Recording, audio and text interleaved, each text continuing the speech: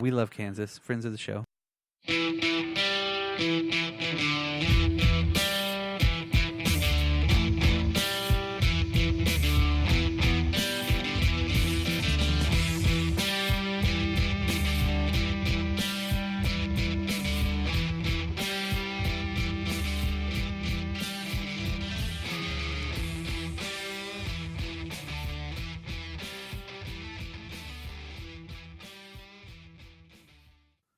Welcome, everybody, to the Dropped Culture Quickcast. I'm here tonight with Tyson. Hey there, I'm Tyson. And Brock. Heidi ho. And we're going to bring all the news that is fit to cram into your ear holes. For the next, hopefully, 30 minutes. Yes. Yes. Or less. Or it's free. Yeah, or it's free. Well, wait a minute. It We is don't free. make any money. It is free. Okay, this week, guys, movies. Who wants to start? I got movie news. Andy Serkis is going to direct Venom 2. I saw that. Yeah. That's that should exciting. That should be cool. I didn't really care about the Venom movie. I thought it was fine. I think the only thing I hope is that they're gonna, because I've heard, of course, I've seen the pictures from Morbius that they're doing. Mm-hmm. Jared Leto actually looks really cool as Morbius. Why is he in everything now? He's 30 Seconds to Mars wasn't making any new albums. Yeah, well, he had to pay for his new guitars, huh? Yeah, right. But he looks really good, and so I'm hoping they're going to start. And I know that's what they want to do is start weaving in that interconnectivity. Kind of have their own Sony franchises. Yeah. With the Spider-Man characters that aren't Spider-Man. I don't know. Well, I really feel like they kind of opened that up with the Spider-Man into the Spider-Verse. Sure. Yeah. Well, there's a lot of characters that you could pull now. Yeah. Yeah. If they use that as like a linchpin, that would be awesome. Exactly. But because that was the end of that one era for Marvel movies, and they start that being the end and the beginning would be pretty cool. Yeah, that'd be cool. So. Woody Harrelson's going to be Cletus Cassidy. So, Cool. Yeah. So you got Woody Harrelson directing, and Andy Serkis directing Woody Harrelson again. Is Tom Hardy reprising his role? I assume. Yeah, Tom Hardy's hope so. not Andy Serkis, but Andy Serkis worked with Woody Harrelson in War of the Planet of the Apes. Oh, right. Yeah. So- Great movie too. Yeah, that was good. By the way, all three of those were really good. Yeah, I liked them. I'm still a big Ape fan from the beginning. me too. I like But Beneath. these were pretty good too. I like Beneath Planet of the Apes. That's a weird one, Yeah. but it's still really good. They worship the Yeah, fucking- the Alpha and Omega bomb. Yeah. Yeah, no, it was pretty cool. Yeah, no, that's what, when I was watching that TV show last night with Eddie Murphy, he did talk about Planet of the Apes, and I was like, man, I'm going to have to watch that again. Really? Yeah. Really? He's naming them off, and Jerry Seinfeld's like, what the you really? And he's like, yeah, man. No, I sat through them twice one time. You're like, holy shit, that would be really cool. Yeah, because I have them, and I have the TV series for the Planet of the Apes. I don't have the Right TV, on. the live action. I don't have the cartoon though. That's the Not only the thing that I cartoon. regret. Because I should have got it whenever it came out, but I have the Hey, TV series. It's no pretty good. regrets. No Yeah, regrets. no regrets. But yeah, those movies are awesome. Eddie Murphy, they're making a Coming to America too. That would be pretty cool. Absolutely. Hall, Yeah, we were talking about some of the people that were coming on. What's his name? James Earl Jones coming back. Yeah, James Earl Jones. Wesley Simi? Snipes, Yeah. the Snipes man. Is he going to be a bad guy or a good guy? You think? I don't know, but I don't know. Is he going to have the soul glow? Did he grow his hair out in prison? Maybe. Maybe he's in prison the whole time. Oh, maybe they do it like Black Panther style, right? Where like there's the bad one, but he's part of their tribe and everything like that. Maybe. And like he's the brother that was long lost. It was like incarcerated. Some news I read too before. I want to talk about The Hunt though. The Yeah. teaser trailer for The Hunt. We talked about Crawl. Yes. Well, let me circle back here. Well, here's the cool thing. My daughter calls that movie Florida. Yeah. She's like, it just looks like Florida. Yes. I'm When like, you're right. when they played the trailer for The Hunt in front of Crawl in theaters, it was not released online for a couple weeks or whatever it was. Really? Yeah, there was a little teaser ad thing that they released online, but the actual trailer now that they played was played in front of theaters, which they don't do a lot anymore, which I think is cool. My man Damon Lindelof is on this Blumhouse picture or whatever. It's like a horror picture. And now they've cut the they've cut the goddamn marketing because of the Living in like we won't get into the we won't get into it, but politices of these. So I think the hunt looks cool as far as the teaser trailer goes. I read about it. Yeah. I did read about it. I think a couple of weeks back, and I thought, bless you. And then I thought that it looked like a really cool concept. Just to break down the really quick blurb that I read about it, didn't look too bad. Yeah, I didn't know too much about it. All I know is that if Damon Lindelof's gonna like write and produce it, I'm sure there's gonna be like something cool in it. So like, I didn't really want to know too much about it. That's the one where the elites are hunting down like just regular people, right? Yeah, they're like they wake up and there's like a blonde chick who was on that show Glow of the Gorgeous Ladies of Wrestling or whatever, on Netflix, and she's like fighting back, and Ike Berkowitz is in it or whatever his name is, and the guy who played Green Arrow on Smallville, what's his name, Justin Hartley, yeah, and the guy from Glenn Howerton from It's Always Sunny. Yeah. I was trying to figure out where they're at because she takes off the license plate. Somewhere in Europe. It's a European country, though, for sure. I just couldn't tell which one. Yeah. I don't know, but I know that there's probably going to be like some cool like because they tell them they're in Arkansas. Yeah. No, but they're not. But they're not. They just tranquilize them like B.A. Baracus. Yeah, that's right. Yeah. So I ain't getting on no plane, fool. Ooh. Except when one of them wakes up, you get a fucking you get a heel in the eye. Yeah, right. Like, oh, goddamn you, Murdoch. The only movie that I want to mention is the re-release of Apocalypse Now, the final cut. 40 years since this movie's been out. Brando. What an incredible movie all the way. It is. I think the running time on this one is still, it's not the Redux is it size, but it's still like, I think it's 183 minutes. Yeah, I think something so. Like that. Yeah. Sounds about right. God, man, that movie is epic. It's so long. It's a great movie. Yes, every bit of it. Enjoy it. Yeah. I don't mind the Redux. I don't mind it at all.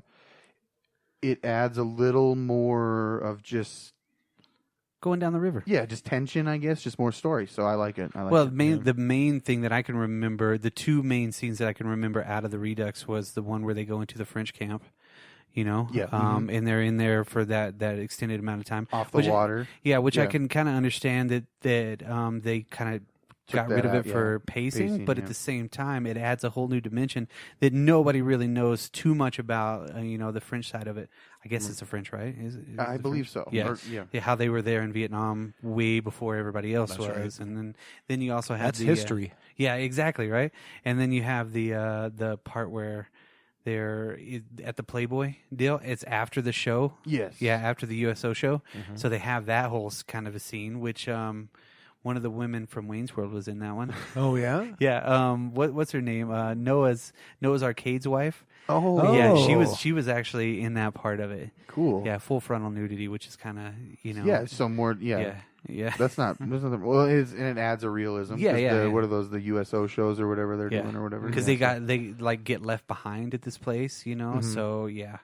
And it's kind of it's an unusual deal, but still the whole idea of going down the river to God knows what, and one of them knows what, the other ones don't, and then it's just like, oh my God. The last act, I mean, just the last of it. And then there's a really cool DVD release with the documentary on the making of it. Yeah, Hearts of Darkness? Yeah, dude. Yeah. So I've watched that 20 times, man. That's awesome. Yeah. Just to slide out here real quick and go That's disgusting.